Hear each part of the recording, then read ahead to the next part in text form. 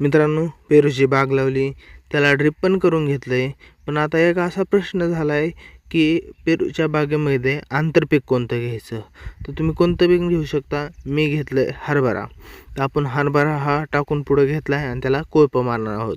तर साऊंड बार घेतला आणि मस्तपैकी गाणे लावून या कोळप्याने हा हरभरा जो टाकलेला आहे तो पूर्णपणे कोळपून घेतला. म्हणजेच काय होईल, तो हरभरा मातीखाली जाईल.